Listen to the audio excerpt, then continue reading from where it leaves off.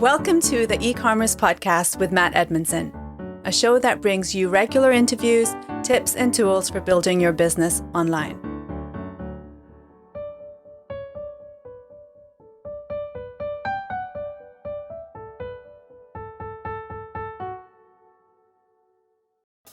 Let me take just a few seconds here to tell you about my brand new e-commerce course that is perfectly designed for those of you who are looking to build your own online business, right? I know it's going to work well for you guys because we deep dive into the process that I use to build my own e-commerce businesses. We're going to look at the 6 key elements that you need to be aware of for building a successful online store. I'm utterly convinced it'll make a huge difference to your business. I am super proud of it, let me tell you, and it is brand new for 2020. It's called the eCommerce Masterclass. You can check out what other people think about the course. You can find out more information on my site at mattedmundson.com. Well, hello and welcome to the e-commerce podcast with me, your host, Matt Edmundson, a show all about how you can grow and develop your own online business. That's right, how to grow and develop your e-commerce business. Now, every week I get to talk to amazing guests from the world of e-commerce. I get to ask them all kinds of questions about what they know, and more importantly, how what they know is going to help us with our own online businesses. For us who are e-commerce entrepreneurs, if you're like me and you run your own e-commerce business, the stuff we get is just brilliant, let me tell you. Now, historically, we have had one guest per show, but this is Christmas. And if you've been following along so far, you'll know we've been doing things a little bit differently. Oh, yes. We've been doing something called the Mashup, which is basically where we've contacted all our guests from the last 12 months. We've invited them back to share their top tips on how to do basically e-commerce at Christmas. And today, I asked them specifically about how to do content and marketing for your e-commerce business this Christmas season. Now, this is part 3 of our Christmas Mashup series. So if you haven't done so already, make sure you check out parts 1 and 2 because yes, they are good. As I know, today's show is going to be because we've got some great tips, let me tell you, from the amazing Jesse Schoberg. We've got Neil Roberts. We've got Kath. We have got Tim Hughes. Oh yes, this is another jam-packed show that we have got in store for you. Now, I always say, get ready, for the show. Get yourself prepared. Whatever you use to take notes, get that out. If it's a pen and paper, awesome. If it's your computer, awesome. But of course, if you're out and about, if you're driving in the car, if you're running or, being super healthy and fit, whatever it is, you'll be pleased to know that all of the notes from today's show will also be available for a free download on our website. Just head on over to ecommercepodcast.net/45 because that will take you straight to this episode, which is episode 45. Okay. Again, this is not rocket science. Hopefully, we've made this super straightforward that even I can understand it. Oh yes, ecommercepodcast.net /45. Now, without further ado, let's get started with our first guest. Today, we've got Jesse Schoberg, who heads up a company called DropInBlog, which is basically a professional blogging platform that you can literally drop into any website without any code, hence the reason they call it DropInBlog. It's actually a brilliant little system. And I know a lot of people use it on Shopify sites and other e-commerce websites. And so I was keen to talk to Jesse about this topic because he knows a thing or two about content and content marketing, especially for e-commerce businesses, right? So here is an excerpt from our conversation with Jesse. So I am back with Jesse Schoberg. Now, Jesse, thanks for coming back. Last time we spoke, you were in Manila, and I'm looking through the window behind you. It's very green, very sunny. Are you still there? No, I recently made a little migration and going to be hanging out here in Mexico City for the rest of the year. So just got down here a few weeks ago, and it's lots of beautiful open green spaces, and it's kind of eternal spring weather here. So wow. Really nice. So I've been doing a little bit of walking around outdoor. I got a little rooftop here. It's a nice spot to be. So this is going to be home base for the rest of the year, I think. You're an expert in blogging and with a DropInBlog and content. What are some of your ideas around doing Christmas content? Well, I think that the main thing is, as content is kind of a long game, it's kind of hard to say, oh, write a couple of quick articles, top 10 gifts for whatever. I mean, of course you can do that, but you maybe already have those articles Sure. or that kind of thing. And, since it's kind of a long play, it's not guaranteed that you're going to rank for those things if you start writing them now. Although we're in October, you still have a chance to start writing those Sure. kind of gift guide posts. So now's a good time for that. But if you already have any content that's ranking for any of those search terms that you think people might be looking for Christmas, so they might not necessarily search, top 10 gifts for dad or something. They might search the normal search terms, Sure. like, best pillow for something or, whatever you're already ranking for. So now is a good time to go into those articles, the ones that are getting traffic and ranking, because they're going to get more traffic as Christmas comes and people are looking to buy, and beef up the articles. Go through, make sure that they sound right, that all the information is accurate, make them a little bit longer, a little more beefy, a little more in depth, and then put in calls to action. So link over to your store, link over to your product, whatever it is. Make sure that it's very easy to find a big button that says view product or add to cart or whatever. Because a lot of times people originally write those articles and then they have a little link that goes to their product. And so now's the time to kind of go through those and think as the buyer, like you want it as easy as possible to get them over. So the main theme here is if you're not going to be writing new content, it's double down on the content you have that's already ranking, and okay, you're going to get an influx of people there for Christmas. And so it's time to make those articles more user-friendly and basically convert better, That's fantastic. That's such a great tip. So it's not, like you say, so with content, you're playing a bit more of a long game. So for now, double down on what you've got, get that ready for Christmas, beef it up, have really clear call to actions, and make sure it's obvious what products you're linking to. Yep. That's Fantastic. the best takeaway for Christmas actionables, I think. Big thanks again to Jesse. Always good to hear what he has to say, as well as find out what part of the world he is currently living in. All the links, of course, to Jesse, how to connect with him, and the notes from our conversation will be available at ecommercepodcast.net/45. So make sure you check that out. Make sure you connect with Jesse and check out his system, his DropInBlog system. If you're looking for a new blogging platform, be well worth a look, let me tell you. Now it's time for our next guest, the incredible Neil Roberts. Now, if you remember, I spoke to Neil back in episode 31, where we talked about customer focus. So I had a question. How does customer focus work at Christmas time, Neil? Well, here's my conversation with Neil as we find out the answer to that question. I think really talking to a lot of peers, and I think it's the IMRG as well. They do a lot of sort of retail market insight. So getting some information for them and trying to understand how everybody is seeing trading and what they're forecasting to see. It's going to be a very busy Christmas, I think, online. So I think the sort of suggestions are there could be up to 90% of Christmas shopping happening online because obviously the COVID situation. So how are we preparing? We're preparing early, preparing our suppliers so forecasting the volumes that are coming through, because the vast majority of the products that we produce are produced on demand. So there's not high levels of stock hanging around. So all of the printers that we need to work with, we're sort of going, right, this is the level of demand that we're seeing based on current trends. Prepare yourself. So we've been having those conversations for a couple of months. I think also looking to see how we can flatten out the demand as well, have the conversation earlier. So I think everyone that's in the e-commerce business that's pushing a physical product are probably going to be using the same shipping companies, and they're having a tough time already. They are, aren't they? Bless them. And I think it's even going to be even more challenging over the Christmas period. So we're looking at what we can do in terms of making the messaging clearer, looking when our last shipping days will be in different regions, because we're in the US, the UK and Australia, and that all varies, so that we can be clear to customers so that if they are buying something for Christmas, that fingers crossed, we can do as best we can to get it to them. Yeah. We've also improved the way that we've done the shipping tracking on the site, so that we make it clearer when it's gone through production and then when it's in the hands of the shippers, the shipping companies, so that they can, so customers can get a little bit more surety that it's going to arrive on time. Yeah, and looking, I think Black Friday, I think is going to be a big deal as well. Potentially doing that earlier than I think has been historically happening.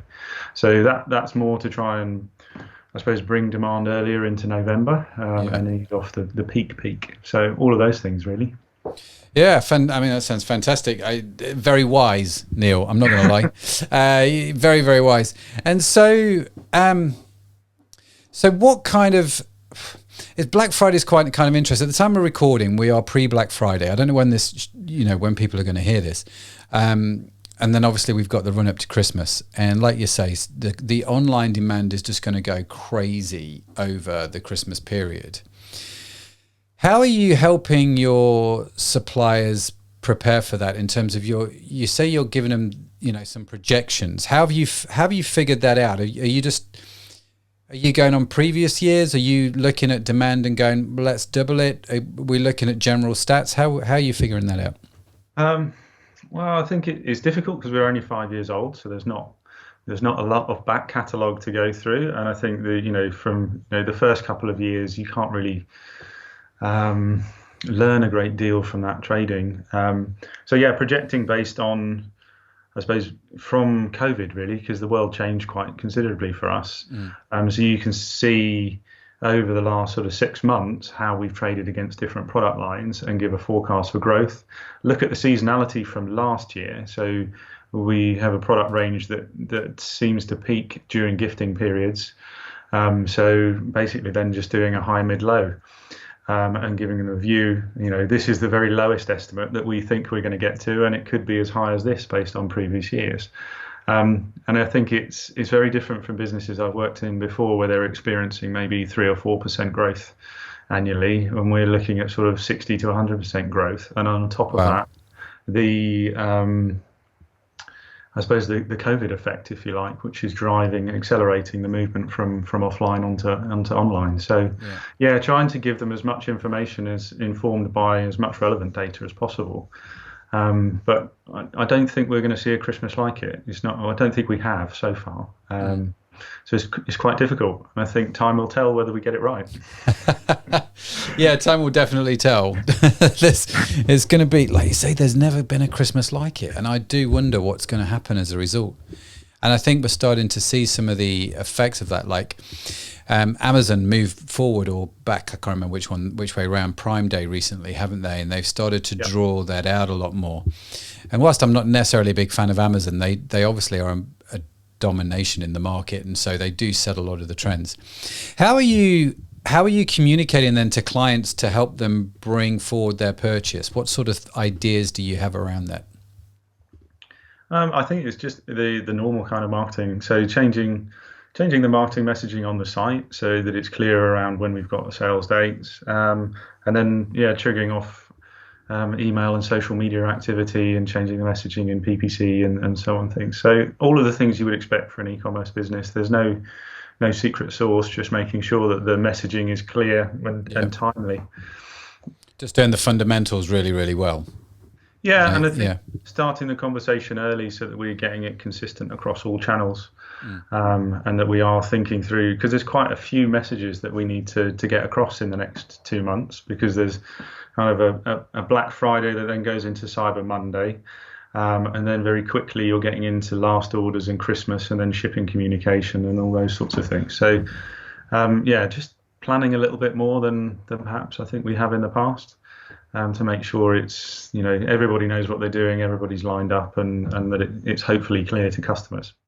Thanks, Neil. Always love catching up. I always get a million ideas when I speak to Neil. Take lots of notes, that's for sure. And of course, if you've like me, you've been taking notes as you've been going along. But of course, if you can't, you know the URL by now. You can get them on the website, ecommercepodcast.net/45, where we'll also include all the links to Neil if you would like to connect with him and just, start a conversation with them and see where it goes. Now, before we bring on our next guest, let me just take a minute to thank this week's show sponsor. Let me give a big shout out to one of our show sponsors, Kurious Digital. You know what? I love its flexibility. It's such a great platform.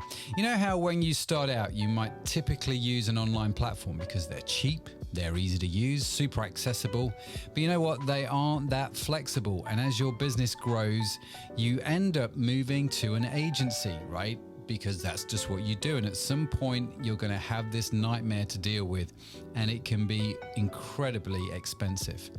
And the thing for me that I love about KD is it will grow with you. You can start out on the platform easily, and as your business grows, then KD will adapt with you. Now, I don't know of any other platform that does all of that. So if you're in the market for a new e-commerce platform, make sure you follow the links from mattedmundson.com. Take advantage of the offers that they've got for you, and let me know what you think.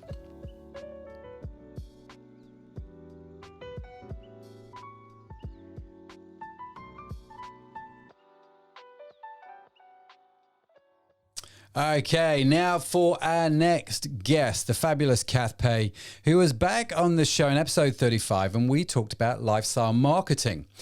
So I was definitely keen to talk to her about email marketing at Christmas because that is her expertise, email marketing. And so here is my conversation with Kath. What advice would you give to people leading up to Christmas for their online business? What would be some of your top tips to think about? The top things on your little list? Yeah. Okay. So definitely A/B testing. A/B testing. Probably more. Because I'm CRM oriented. Definitely be testing your emails because they're driving the traffic, right? Yep. What I would advise and recommend is yes, with your CRM, with your email marketing, I would be very much focused on doing some A/B split testing. This Christmas and holiday period is going to be different. Yeah. And, COVID. So basically, you can't compare what you did, or you can't pull out your formula that you used last year and just, know that it's going to work. Things are so up in the air, it's like treat it like it's a blank slate as such. Yeah. Therefore, what you don't want to just be creating, this is what worked last year, let's just do it all, and, press send and done and dusted. You're going to be wanting to test. You're going to be wanting to see, okay, so is this working or is this a better route? Mm-hmm. And just sort of be taking learning. So not just be testing for that, that uplift and to find out which one was the winner, but also to be putting the hypothesis in place and actually understanding why that one actually achieved better results. Because then that can, enable you to apply it to all of your further campaigns throughout the holiday period. Yeah. So I think that for me is the biggest one, because I think a lot of people are just going to go, okay, this is what we normally do at Christmas. And I think they might be in a little bit of trouble if they do that. No, that's top advice. I like that. So, split testing is one of those things. A/B testing, is sort of the lifeblood, isn't it? You've got to do that with your email marketing. But I love what you said there about understand why. Why is that one pulling more than that one? Because that's going to help you going forward. Yes. I think that's really good. Have you got any good examples of that? Well, I like to do for my testing. I mean, you can do the basic things like, frequency and everything, but I like to do more than that. I like to do it so that we're understanding the motivation. So therefore, you can be calling upon emotions. You can be saying, a time-limited offer versus a benefit-driven one. Yep. You could be going with the giving of the gifts versus a bargain offer. Mm-hmm. Things like that. So start to sort of define your hypotheses based upon those kind of motivations, because that's what's going to give you those insights and learnings into the future campaigns. And also understand when you're doing things like this, if you're testing in email marketing and you're using a hypothesis and you're testing a motivation, such as any of the ones I said there, or many more, you can be testing the subject line, the call to action, the first paragraph, the offer, the imagery, everything, as long as it's supporting. So you'll have the first, your control one, and that could be what you traditionally would do at Christmas. So let's call that your control. And maybe that's just, here's an offer, here's a great bargain, right? And then you can be comparing that to, or, testing that against a gift one or something. And so everything that you're doing in the control one is supporting the hypothesis and supporting it and saying, okay, this is what we would really normally do. This is the kind of typical subject line and everything. The next one is all about gifts, gift giving, during this hard time, during this. So you doing it that way. Yeah. And so subject line, call to action, imagery, everything can follow suit. So don't be limited to thinking that you only can test the subject line, or you can only test the call to action, that you can only test the one factor, because when you're testing using a hypothesis such as this, then you can be testing the multiple ones, and it actually will make the results more robust. Yeah. No, that's fantastic. That's fantastic. And you said right at the start there, because this Christmas is different to last Christmas for, COVID reasons. It's unbelievable how different it is. You said start with a blank slate. Does that kind of thing excite you, or does that kind of thing fill you with dread? If it's like, do you know what I mean? If you've got the blank slate, like where do you begin versus, we just kind of mash it what we did last year because we know that kind of worked. I actually get excited by it because, but I'm the sort of person that likes challenges, and I don't mind change. So, me personally, I get excited by it because it fits in with my personality.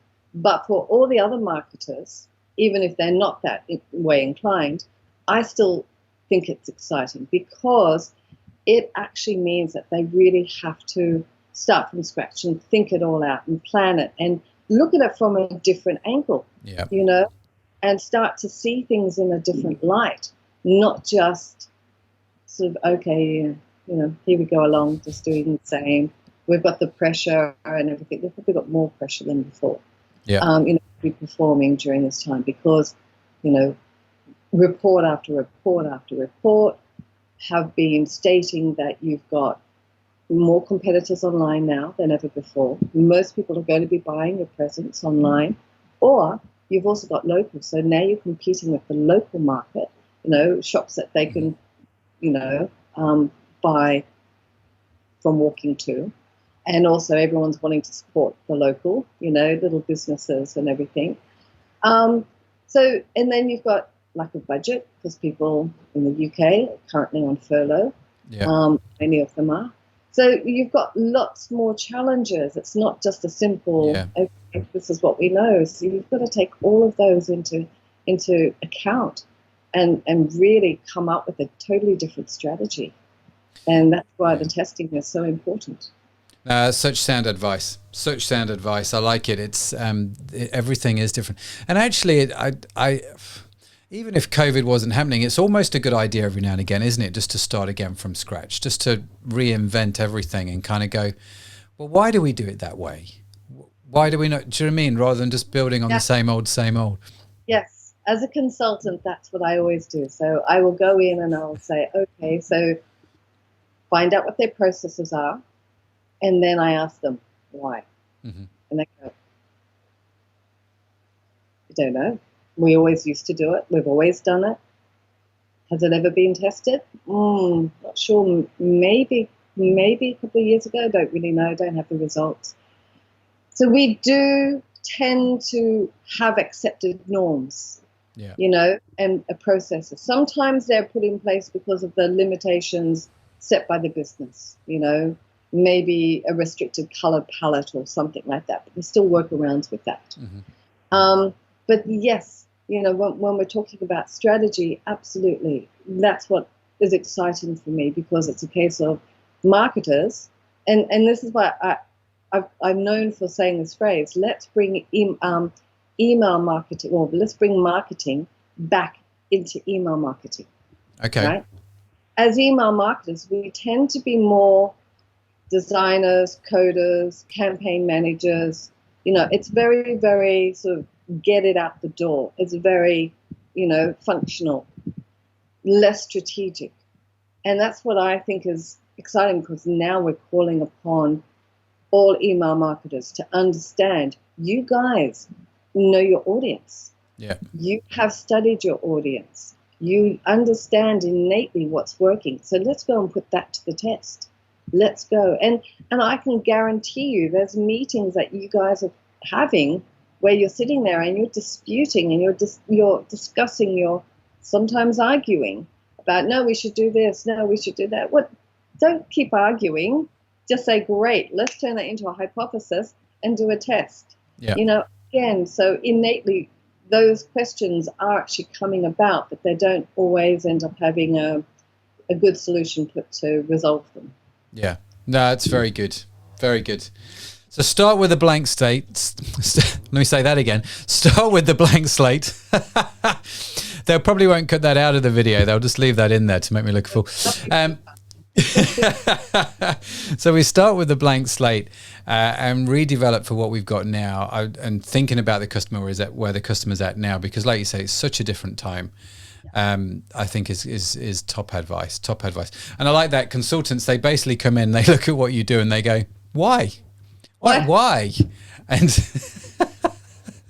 it's so true. It's so true too. Why? Yeah, I don't know. I genuinely don't know. But it comes. Sorry, go on. I was just going to say, it reminds me of the Simon Sinek, the golden circle, the start with why. You always start with why, and understand why. So why do we do email marketing? Why are we connecting with our customers? Why are they buying from us? Why are they buying from us in a time of COVID? Let's understand that, and let's put that in our email marketing. Absolutely, because now by doing that, we've actually become customer focused. Mm-hmm. And more than ever before, we need to be focused on the customer. And I said this in the last podcast with you, I think. It's basically it's two sides of the same coin. That's right. Yep.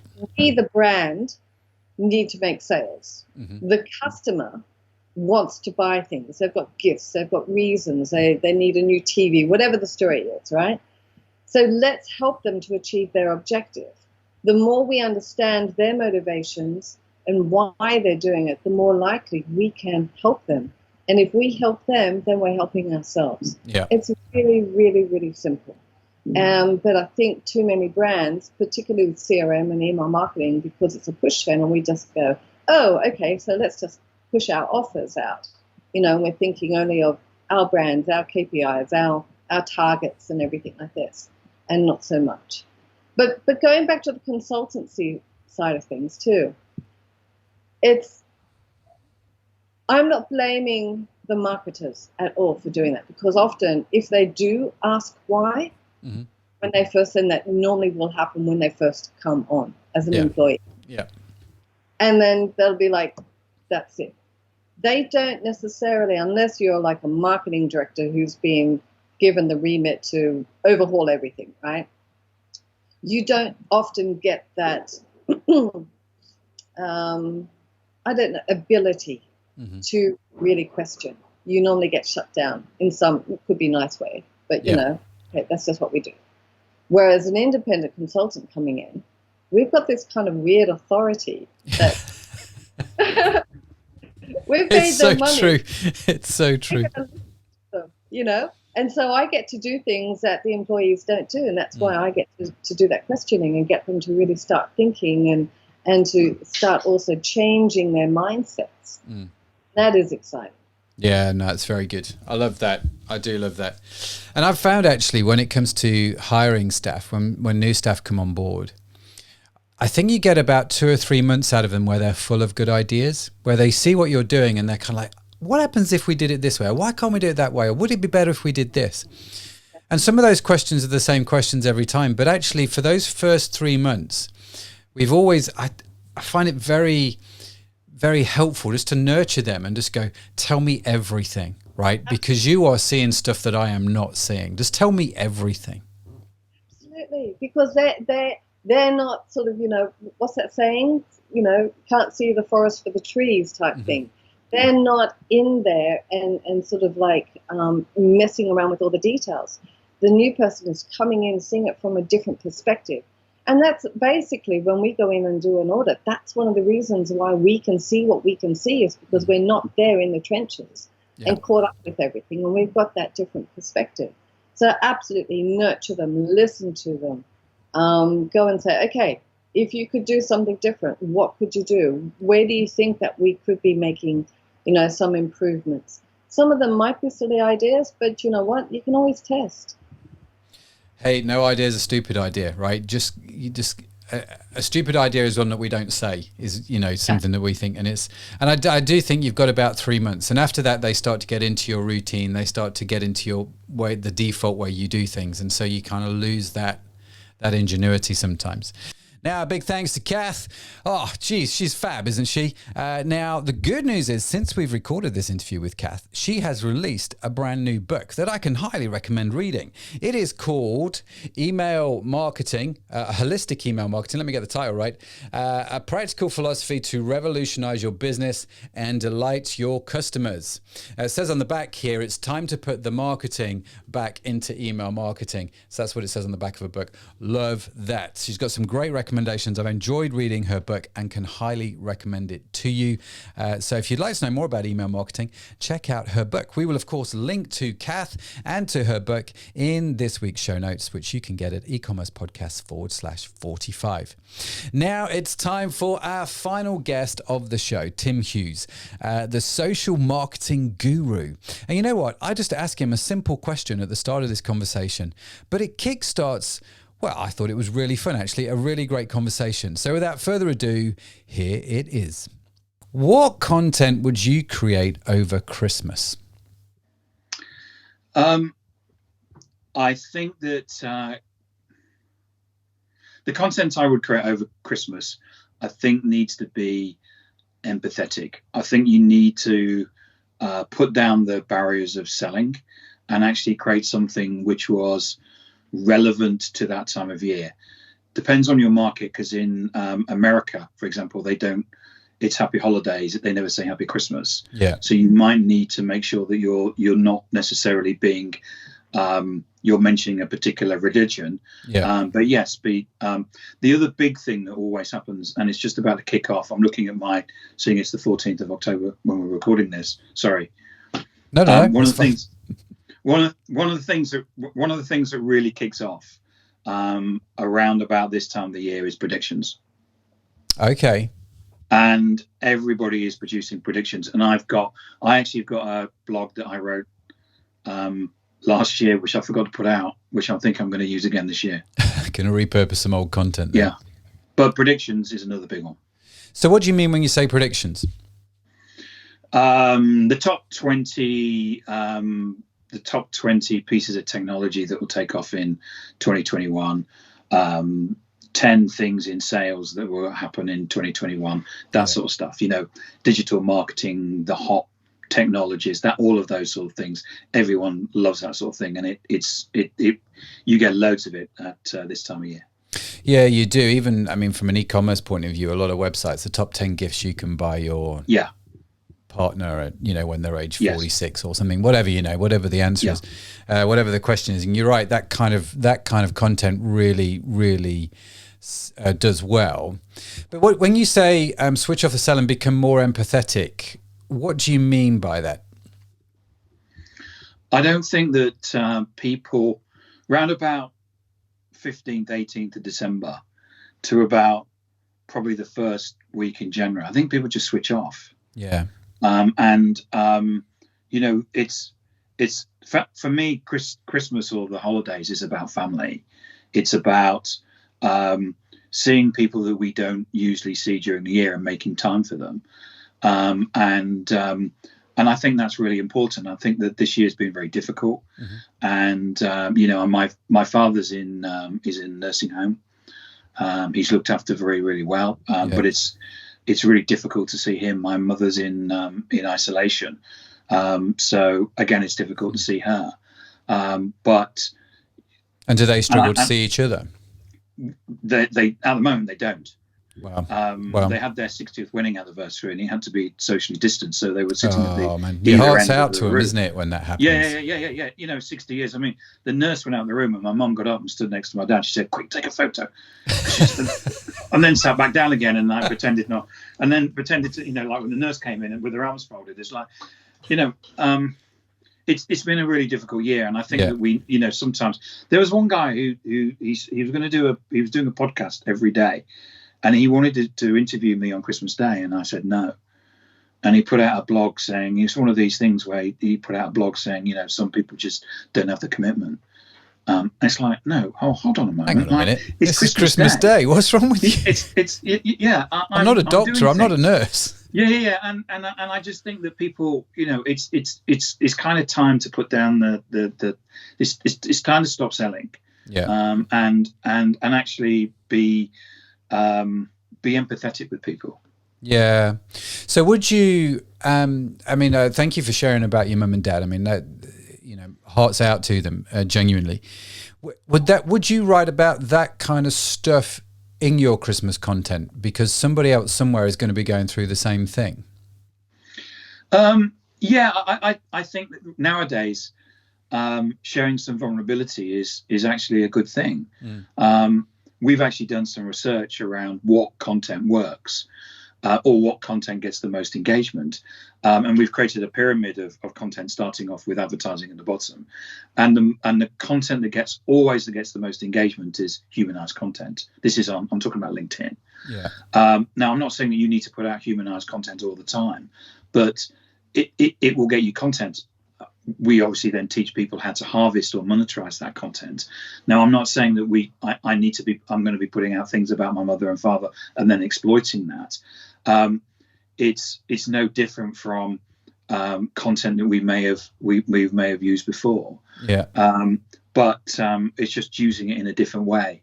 One of my team, the piece of content that's got him the most leads and proposals is a blog that he put out about Led Zeppelin. Put that in your prediction content. Yeah. So, he put out a note on a Saturday saying. So the story is that Friday night, he and his wife Led Zeppelin on Friday night. It's about 6:30, and he's working at his computer, and his wife's saying, "Come on, Eric, it's time to start the weekend." He said, "No, I've got to do this, got to do this." And she puts Led Zeppelin on. And as soon as Led Zeppelin comes on, he knows he's got to finish up what he's doing. Anyway, he then asked the question, so what's your favourite Led Zeppelin fan? And some people say LinkedIn, there's nobody on there on Saturday, but this just blew up. Loads of people are putting their Led Zeppelin songs on there. And of course, what that does is that gives you an excuse to have a conversation. Yeah. Because if you're a Led Zeppelin fan like me, you would immediately go in and start talking to people. Oh yeah, I really like that. And there's certain songs on Led Zeppelin 4 that you may like because I can't remember the name, but there's a particular famous folk singer on there who unfortunately is no longer with us. But it's an excuse to go in and have a conversation. Yeah. Which is important. Yeah, anyway. That's really good. That's really good. That's really, really interesting, isn't it? And I think, again, around Christmas, people, they want you to be real. They want you to stop selling. And actually, we've found that a little bit of joy, a little bit of festive joy, we try and be, with our content, we try and be a little bit more silly. Silly is not the right word. A bit more joyful. So one of the most popular videos we ever did at Jersey was we actually had this Christmas carol that Beth, who worked for us at the time before she left to become a full-time mum, love Beth, she's awesome. She wrote the words to this sort of Christmas carol, and we drove around in cars, a few of us in each different cars, rotating people around, singing this carol, and we just videoed the whole thing. And then Josh edited this entire video with all kinds of various clips of different people singing the different parts, just driving around with tinsel on and just having a right old ball. It was just good fun. And that kind of thing I thought was, it's a great example, Matt. I love that. I mean, it's a great, I think you need to drop the pretense. And I think that, we're what people buy into. People buy people. Yeah. And what they're looking for is, mostly in the business to business space, is that you're looking for a long-term relationship with the organization. And it's great to see that you can have a laugh and also laugh about yourself. Yeah. Well, it shows values, doesn't it? It shows who Yes. you are as people. And actually, Yes. like you say, connecting with people over the long term, they want to see your values, don't they? And Yes. they remember that video much more than they remember the offer. Yeah. Do you know what I mean? It sticks in people's minds. So how do you take advantage of the Christmas season to connect with people? I think that the Christmas is a time for family. It's about stopping selling, and it's about working in a environment which is different from probably what you've been doing over the last year. So this year has been hard for everybody. Yeah. We haven't been able to see. I've not been able to see my father, who's in the home. We've not been able to do a whole load of things that we would have normally have done. And I think that we need to actually drop the pretense and actually connect to people as people, rather than necessarily try and selling all the time. Yeah. And I think there's a lot of things about Christmas or holidays, if you're in the US, where what we can do is probably do something that where show our vulnerability, show our beliefs. My business partner and I have been doing an awful lot of work around. We've actually proactively gone out and recruited Black people. Because we feel that they've because of the Black Lives Matter thing. So, and we sat down one day and went, "There's no Black people in our company. This is wrong." And our company is far better for the diversity. Yeah. And the exchange of ideas. And the same with having making sure that all diversity is covered. And I think it's probably time to kind of celebrate some of those things, rather than saying we're the best at this or we can sell you that. Is celebrating some of the things in terms of the life, your belief systems, and connecting with those things on a personal basis. That's really interesting. One of the things that we associate with Christmas, and sorry, before I carry on, thank you for sharing that, and and the changes you're making in your company, and actually the benefit of being a much more diverse company. One of the things that I see around Christmas, we talk a lot about the Christmas spirit, don't we? And actually, how can I bring the Christmas spirit out? Now, I appreciate this hasn't got anything to do with e-commerce, but in some respects, we could tie it in. I'm sure. We're clever blokes, but it's kind of like this Christmas spirit and connecting with people via the Christmas spirit. What does that mean to you then? I think there's a whole bunch of things that I remember from as a child, what Christmas means to me. And I think one of those that comes off the top of my head is Charles Dickens and A Christmas Carol. Oh, and it's a great The Muppet story. Christmas Carol, one of the best films ever. Anyway, carry on. Yeah. And it's one of those, it's a great film, and it for me, it's Dickens was great at creating, in effect, it's a metaphor for the time, which is that it's at times also to look at people that are probably less advantaged than yourselves. I'm a white, middle-aged, middle-class, privileged person, and they're, what I should be doing is actually looking around and seeing what I can do. I have certain superpowers, and what can I be doing to use my superpowers to actually help other people? Yeah. And I must admit, we actually as a business have been trying to do that. So as soon as we went into lockdown in March, I looked into my network and connected to a whole bunch of people. I know there was a whole bunch of people that were either laid off, or, for example, that I've got a friend who the whole of his business was digital marketing around travel. Oh, wow. And his phone just went, we're cancelling, no money coming in. Yeah. And so, what can I do to support him? But I also think that, the time is where we should be looking around and helping people that are less fortunate themselves. I did one year. I worked with Crisis with homeless. Yeah. And it was, if you said to me, what was probably one of the most satisfying things I've ever done in my life was which was serving breakfast to a whole bunch of homeless people. Yeah.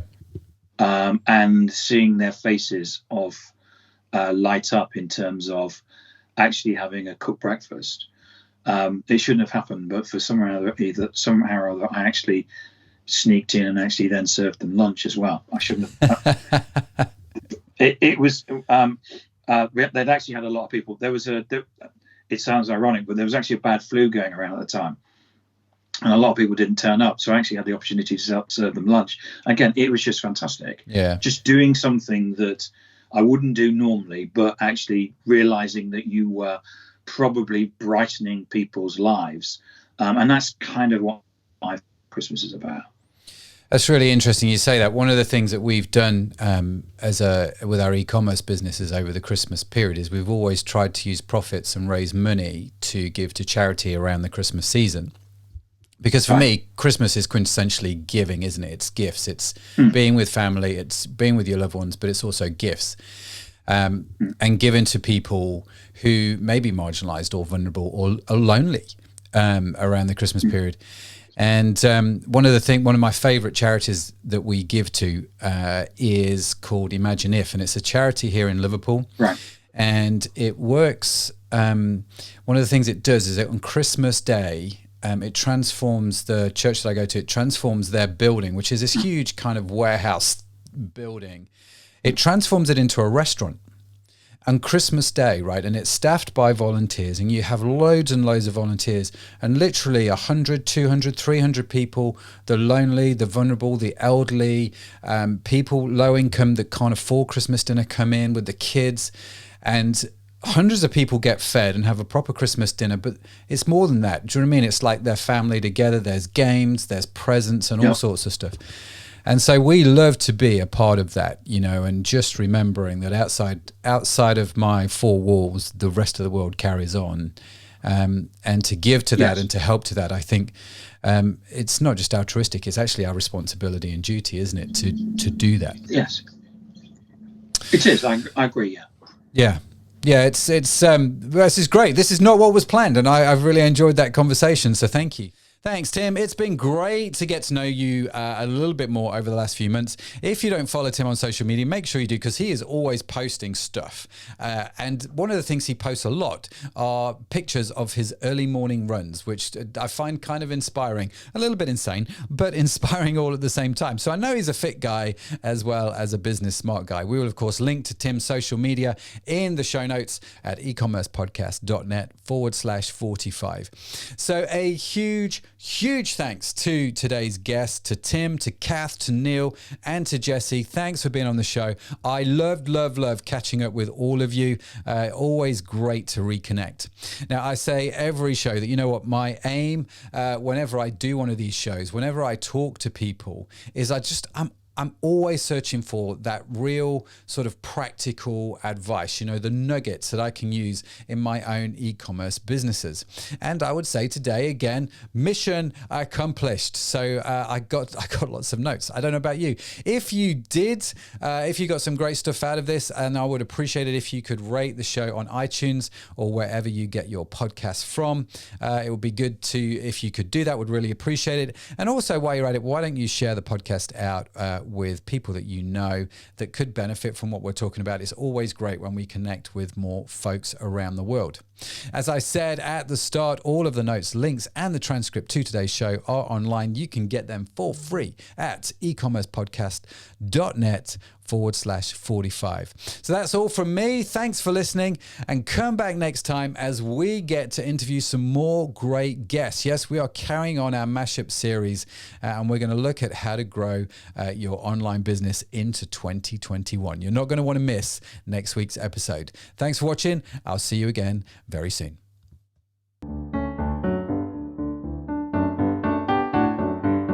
You've been listening to the e-commerce podcast with Matt Edmundson.